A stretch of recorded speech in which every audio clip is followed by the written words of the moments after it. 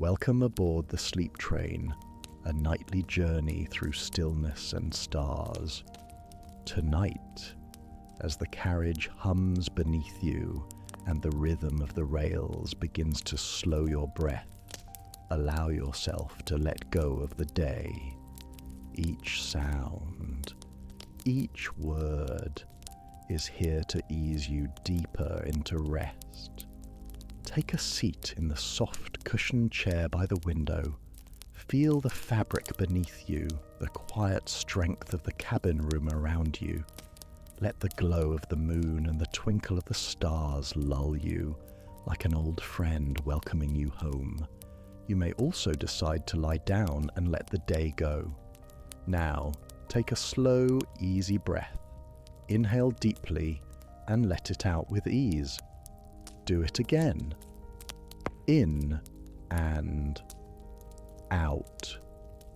With every breath, imagine setting down the weight of the day, as if you've been carrying too many bags, and now at last you can let them go.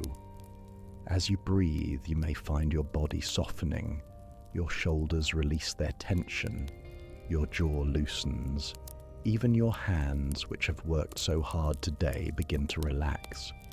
Thoughts may still come, but they don't need to stay. Let them drift away. There's nothing to do, nowhere to be, just the soft pull of sleep drawing you forward, station by station, dream by dream. So settle in, rest your head. The sleep train departs now into the quiet of the night. The world outside Arthur's window had dissolved into a tapestry of soft grey twilight, the kind that seems to swallow sound and leave only the whisper of the wind in its wake. He sat in his favourite armchair, a great high-backed thing upholstered in faded burgundy velvet that sighed contentedly whenever he settled into its embrace. The fire in the hearth was not a roaring, boisterous blaze, but a quiet, pulsing heart of orange and crimson, its light dancing over the spines of the books that lined the walls and casting long, gentle shadows that swayed like silent partners in a slow, timeless dance. In his hands, he held a most peculiar ticket, thick and substantial, like a playing card from an antique deck. It was the colour of a starless midnight sky, and upon it, in ink that shimmered with a faint silver luminescence, were the words, "The Midnight Express to Nothingmore departs 11:59 p.m, platform 13.5. A single embossed pumpkin sprite winked up at him from one corner, a tiny, knowing smile on its face. Arthur hadn't the faintest idea how it had come to be nestled between the pages of his book on forgotten folklore, but its arrival felt as natural and expected as the turning of the seasons, a quiet invitation he felt no need to question. A soft, resonant chime began to toll from the grandfather clock in the corner of his study, a sound that seemed to vibrate not just through the air, but through the very floorboards and the dust motes dancing in the firelight. It was time. Arthur rose, the ticket a comforting weight in his palm, and pulled on his long woolen coat, its fabric soft and familiar from many years of autumn walks. He stepped out of his cottage, the door clicking shut behind him, with a finality that was not an ending, but a promise of a new beginning. The path before him was carpeted in a thick layer of fallen leaves, their fiery hues muted to deep amber and russet in the dim light, and they crunched softly under his feet with a rhythm that was as soothing as a whispered lullaby. A gentle, cool mist began to coil around the trunks of the ancient oaks that lined the lane, and as he walked, the familiar world of his village seemed to soften at the edges, the lights from the windows blurring into hazy, golden orbs that bobbed like fireflies in the distance. He arrived at the small, usually quiet station, but but tonight it was different. The air was thick with the scent of damp earth, wood smoke, and the faint, spicy perfume of cinnamon and clove, as if 1,000 pumpkin pies were baking just out of sight. The station itself was bathed in the soft, buttery glow of old-fashioned gas lamps, their light pooling on the wet cobblestones. The other platforms were empty and silent, but between platforms 13 and 14, where before there had been only a solid brick wall, now stood a wrought iron archway twined with carved wooden vines and glowing bioluminescent pumpkins that pulsed with a gentle internal light. Through the archway, Arthur could see a platform that seemed to be made of dark, polished moonstone, and resting upon the tracks was the most magnificent train he had ever beheld. It was the Midnight Express, a grand, old-fashioned locomotive of gleaming obsidian and polished brass, with a great conical smokestack from which puffed not dark coal smoke, but clouds of silver steam that smelled of ozone and cold, clear night air. A conductor, a tall, kindly-faced woman with silver hair tucked under a neat cap and a smile that held the warmth of 1,000 hearths, stood at the steps of one of the carriages, her hand outstretched.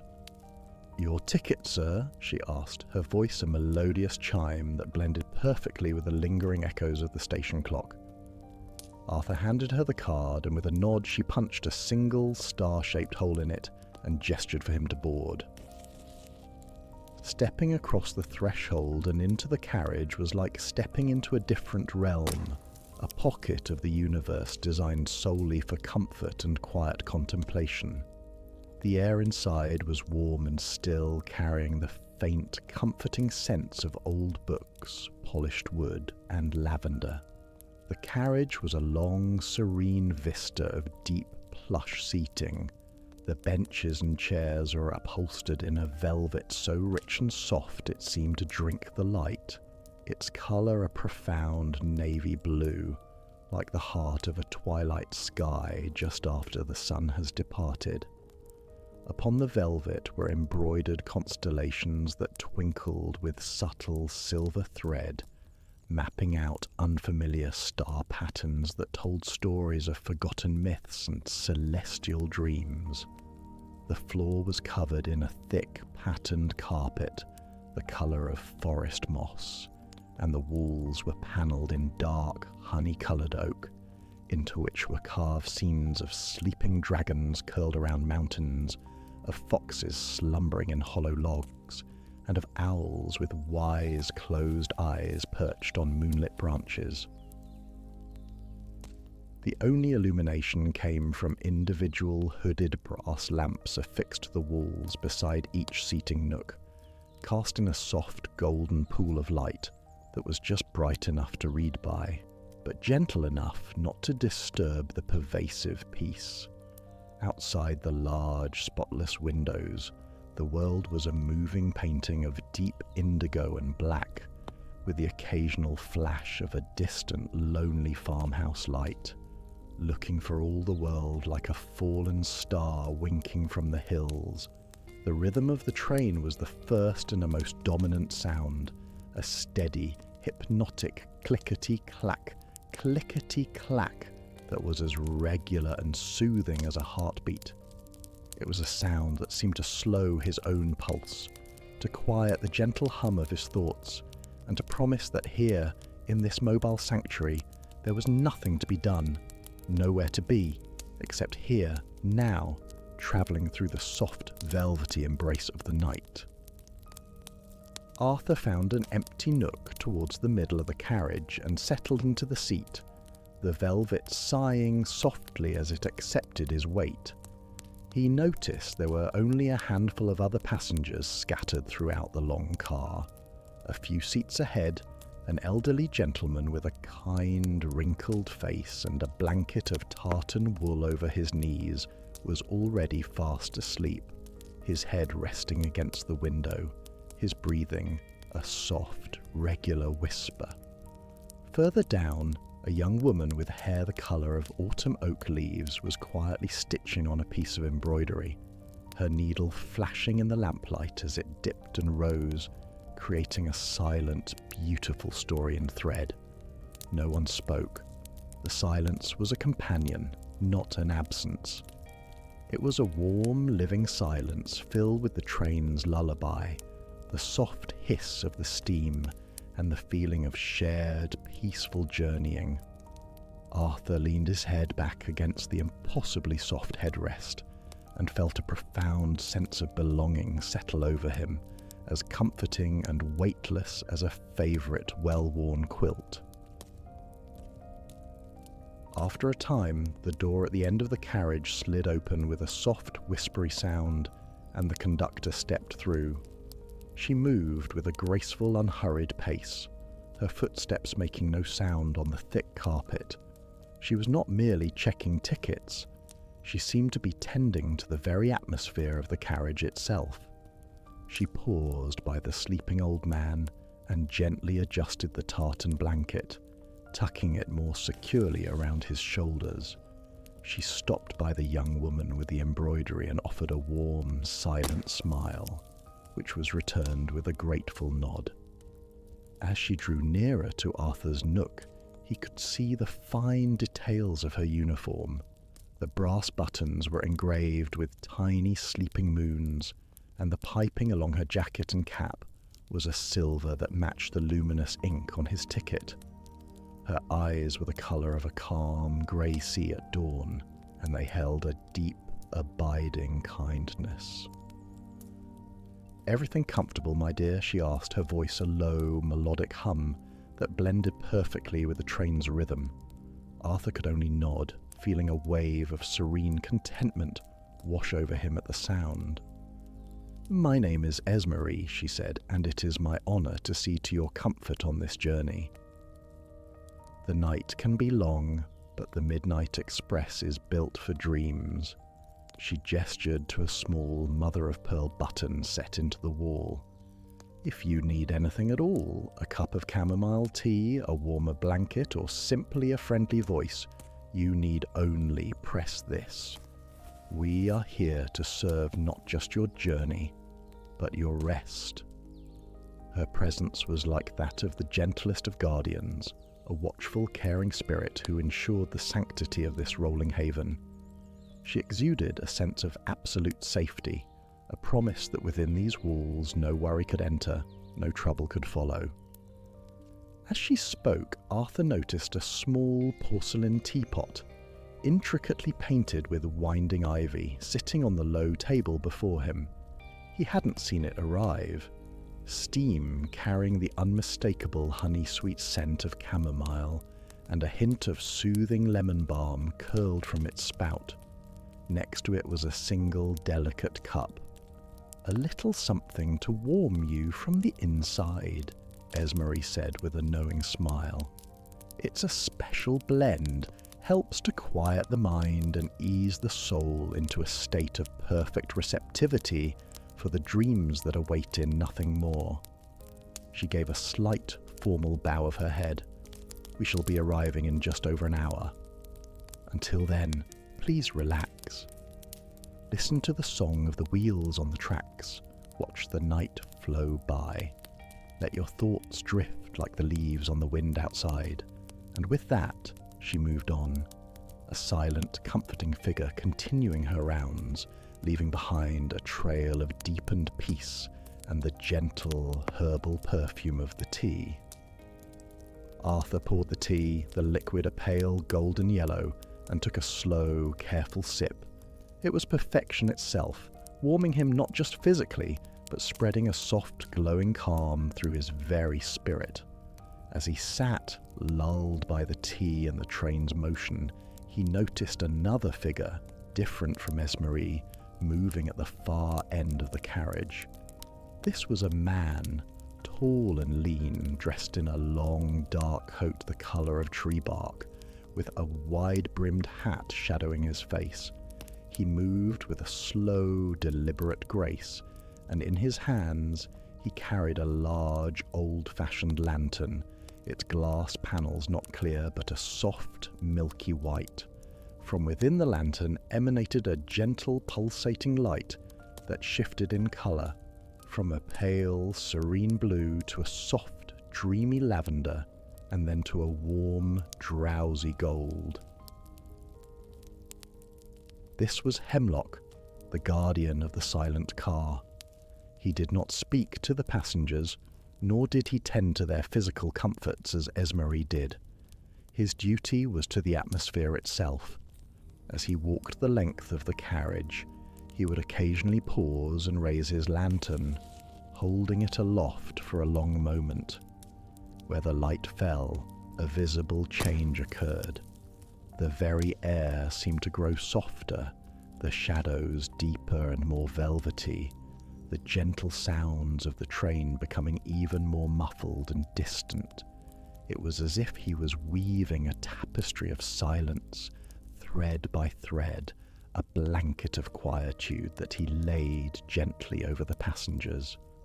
When the soft blue light from his lantern washed over Arthur, he felt a sudden, profound heaviness in his limbs, a delicious lethargy that made the idea of moving seem impossible, and the act of keeping his eyes open a tremendous effort.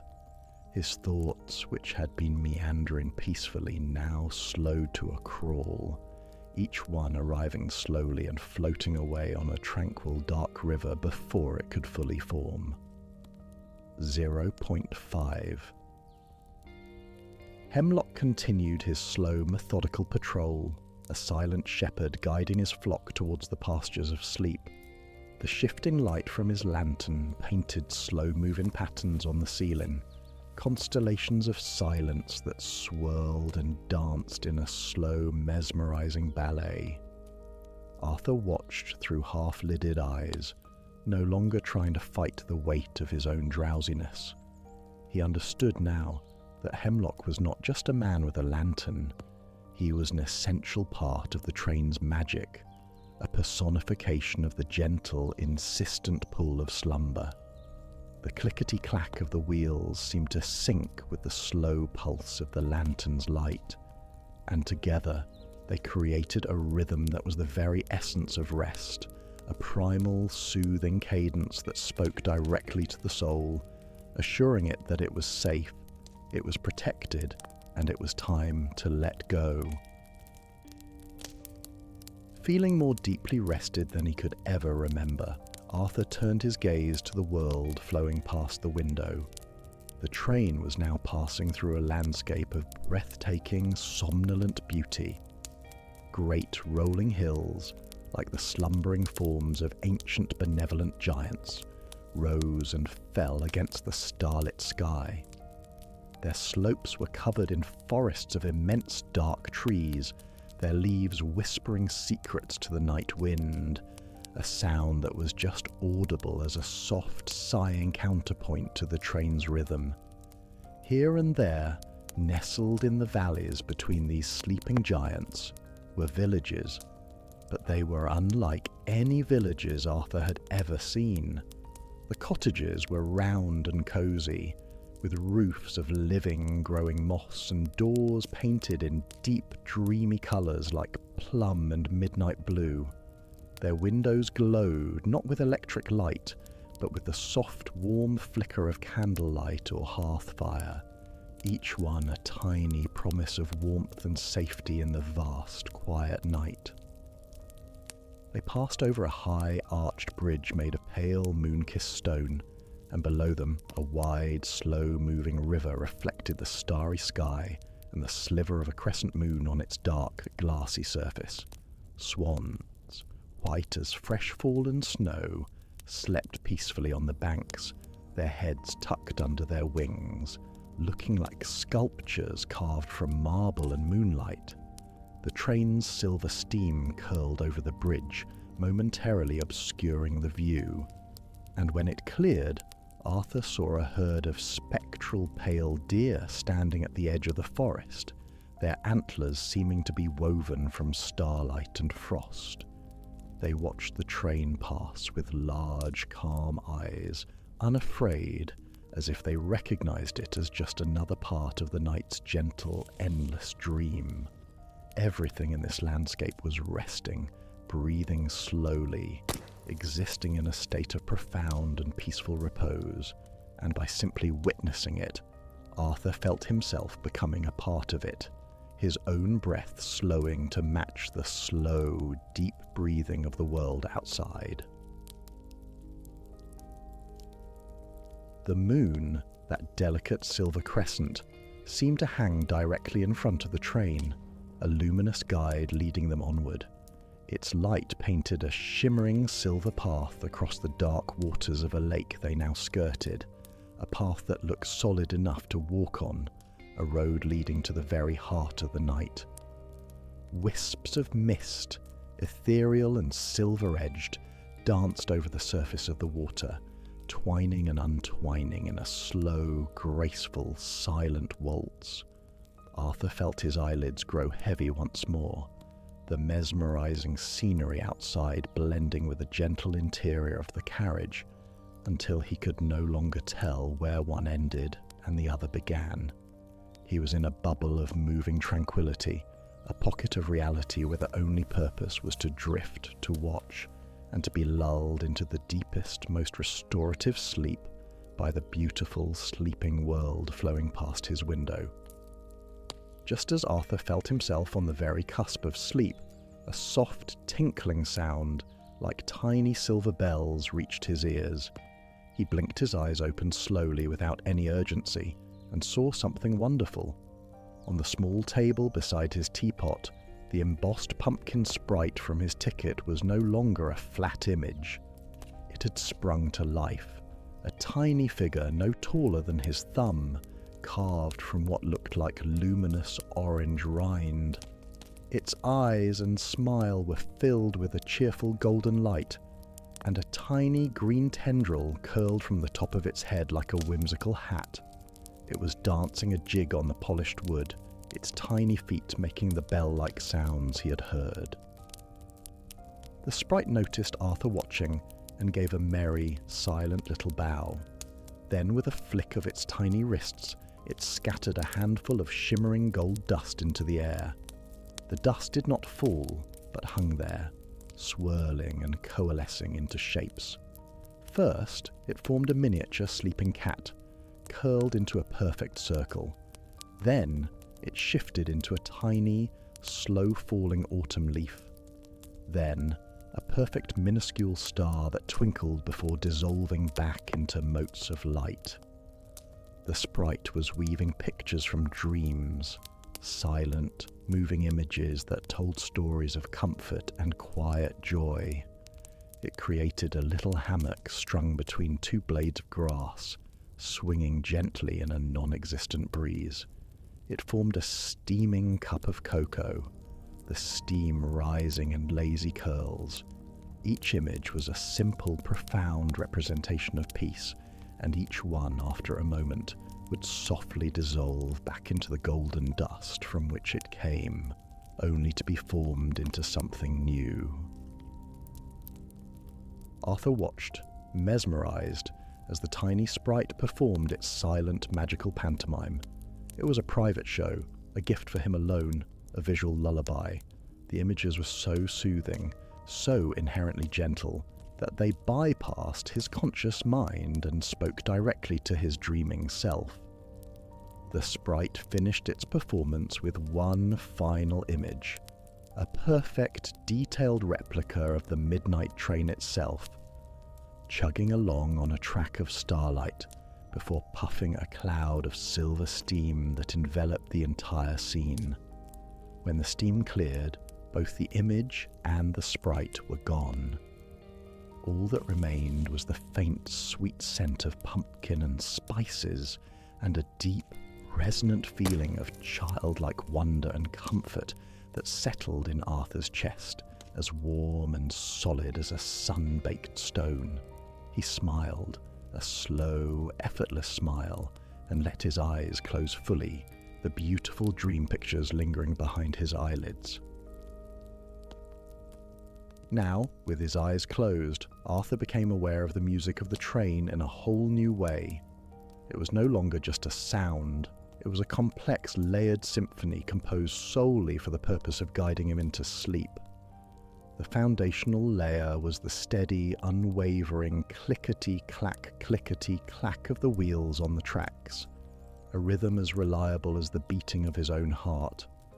It was the drum, the bedrock upon which the rest of the lullaby was built. Over this, he could hear the deep, resonant hum of the great engine itself, a low, vibrating drone that thrummed through the floor and the seat, a sound felt more than heard, a massage for the soul that loosened every knot of tension and worry. Then there was the wind, a constant, soft companion outside the windows. It wasn't a howling gale, but a gentle stream flowing over and around the carriages, creating a soft, shushing sound, like a mother soothing a restless child. It wove around the steady rhythm of the wheels, softening its edges, making it seamless. And finally, there was the occasional, distant whisper of the train's whistle. It was not a loud, blaring shriek, but a low, mournful, beautiful note that seemed to come from very far away, even from the engine itself. It was a sound that spoke of vast, open spaces, of lonely, beautiful moors drenched in moonlight, of journeys taken and journeys ended. It was a sound that promised arrival, but was in no hurry to get there. This whistle would sound, and its long, fading note would seem to pull a little more of his consciousness with it, carrying it away into the night, leaving behind a deeper, more profound stillness. Arthur listened to this lullaby, separating each instrument, then letting them blend back together into a single, harmonious whole. He focused on the clickety-clack, matching his breathing to its rhythm. Inhale for 2 clicks, exhale for 2 clacks. The deep hum of the engine settled into his bones, making them feel heavy and relaxed. The shushing wind seemed to blow through his mind, clearing away the lingering fragments of the day, the lists of things to do, the faint echoes of conversations. They were all swept away, replaced by the simple, pure, and beautiful music of the journey. He was no longer just a passenger on a train. He was a note in its song, a part of its melody, harmonizing perfectly with its intent, drifting away on the sound. A subtle change in the train's motion gently roused Arthur from the deep trance-like state the lullaby had induced. The rhythm began to slow, the clickety-clack stretching out, becoming more deliberate, more spaced apart. Click, clack, click, clack. It was the sound of a great heart settling down after a long, steady run. Esmery, the conductor, moved softly through the carriage again, this time not stopping, but simply pausing by each nook to give a slow, reassuring nod, her eyes conveying the message. We are almost there. Your journey is nearing its rest. Hemlock, the guardian, stood at the far end, his lantern now glowing with a constant soft buttery gold, holding it high and still, bathing the entire carriage in its dream-affirming light. Arthur turned to the window. The landscape of sleeping giants and misty lakes had given way to something new. They were rolling now through the outskirts of a town, cobblestone streets gleaming wetly as if a gentle rain had just passed, wound between buildings that leaned towards each other like old friends sharing secrets. The architecture was a whimsical mix of Gothic spires, cozy Tudor beams, and rounded fairy tale cottages, all woven together by creeping ivy and strings of softly glowing orange lanterns shaped like pumpkins and friendly ghosts. He saw a clock tower, its face showing a permanent time of 5 minutes to midnight, and a square with a fountain where stone griffins slept, water trickling gently from their mouths into a basin filled with copper and silver coins. The entire town was bathed in the same soft gaslit glow as the station had been, a light that created more shadows than it banished, shadows that were inviting and deep, promising secret places of perfect quiet. This was Nothingmore. It was not a place of absence, but a place of profound peace, a town built not for waking life, but for the activities of the dreaming world. The train gave one long, soft sigh of steam and came to a complete, seamless stop at a platform that was a continuation of the town's main street. The platform was canopied by the interwoven branches of ancient, slumbering willow trees, their long, trailing leaves brushing gently against the roof of the train. The sign on the platform, wrought in elegant iron letters, read "Nothingmore." There was no hustle, no bustle, no call for disembarkation. The silence here was absolute, a deep, velvety blanket that seemed to absorb all sound. Through the window, Arthur could see the other passengers stirring, rising slowly and moving towards the doors with a sleepwalker's grace. They stepped out onto the platform, and without a backward glance, each one turned down a different, inviting lane and disappeared into the warm, welcoming shadows of the dreaming town. They were home. Arthur remained in his seat for a long moment, watching the last of the other passengers melt into the tapestry of Nothingmore. He felt a profound sense of anticipation, not the anxious kind, but the quiet, joyful anticipation of sinking into a deep, dreamless sleep after a long and satisfying day. Esmery appeared at his side, her presence as calming as ever. "The town awaits you, Arthur," she said softly, her voice barely a whisper in the profound quiet. "Every passenger finds their own perfect place here. There is a library where the books tell stories in the scent of old paper and the feel of their bindings. There is a garden where the flowers bloom only in the moonlight, and their perfume inspires the most beautiful of dreams. There is a tea shop where the steam from the cup carries visions of serene landscapes. Or you may simply find a bench under a willow tree and listen to the sound of nothing at all." He rose and walked to the carriage door. Hemlock was there, standing at the foot of the steps, his lantern now dark. He gave Arthur a slow, deep nod, a gesture of respect and farewell. As Arthur stepped down onto the platform, the air of Nothingmore washed over him. It was cool and carried the scent of night-blooming jasmine, damp earth, and old, sweet wood. The silence was not empty. It was a presence, a soft, palpable substance that held him gently. He looked back at the train, a great, slumbering beast of obsidian and brass, its work for this part of the night complete. Esmery stood in the doorway, a silhouette against the warm, golden light of the carriage interior. She raised a hand in a silent, gentle wave. Arthur turned and began to walk down the cobblestone lane that seemed to call to him most strongly. It was a narrow alley, flanked by high garden walls over which tumbled the silvery flowers of moonvine. The orange pumpkin lanterns cast their soft, warm light in pools at his feet, guiding his way. With each step, he felt the last remnants of his waking self begin to gently unravel, like a ball of yarn being slowly, carefully unwound. The thoughts and concerns that defined Arthur in the waking world softened, their edges blurring, their voices fading to a distant, indistinguishable murmur. He was not disappearing. He was transitioning, crossing the final gentle threshold from a traveller on the Midnight Express to a dreamer in the tranquil town of Nothingmore.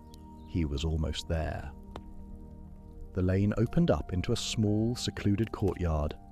In its centre stood a great ancient oak tree, its branches spreading out like a protective canopy over the entire space. Beneath the tree was a single wrought iron bench, its scrolls and curls shaped like sleeping dragons and coiled serpents. It looked out over a small dark pond, its surface as still and perfect as a sheet of polished obsidian, reflecting the willow trees and the starry sky above with flawless clarity. This was the place. Arthur knew it with a certainty that came from his very core. He sat down on the bench and it felt as though it had been moulded exactly to his shape, offering perfect support. He looked up through the branches of the oak tree at the sky. The stars here were not sharp pinpricks of light, but soft, hazy, luminous blooms, like dandelions gone to seed and scattered across the velvet of the night. They seemed to pulse slowly, in time with his own breathing. The crescent moon had climbed higher, a serene silver smile approving of the world's quiet slumber. He let his gaze fall to the pond, watching the perfect mirrored world in its depths. A single autumn leaf, a deep, rusty red, detached itself from the oak tree and began a slow, spiraling descent, turning over and over in the still air, taking an age to travel the short distance from the branch to the surface of the water. He watched it fall, his breathing slowing, deepening, matching the slow, inevitable journey of the leaf. The leaf finally touched the water. It made no sound, but sent out a series of perfect concentric circles that slowly expanded across the dark surface, distorting the reflected stars in a gentle swirling dance. Arthur watched the circles spread, and as they reached the edges of the pond, he felt a corresponding gentle wave of absolute peace spread through his own being. His eyelids, heavy as stone, closed for the final time. The feeling of the cool air on his skin, the scent of the moonvine, the memory of the train's lullaby, it all blended together into a single, warm, dark and soft embrace. He was not falling asleep. He was arriving. He was home. In the tranquil, dream-filled silence of Nothingmore, Arthur finally and perfectly rested. We've reached the final stop for tonight. The world beyond the window is still, wrapped in silver mist. If you're already asleep, may your dreams carry you further along the line. And if you're still awake, take one last deep breath and let the gentle rhythm of the rails guide you the rest of the way. Thank you for travelling aboard the sleep train. Until next time, good night and sweet dreams.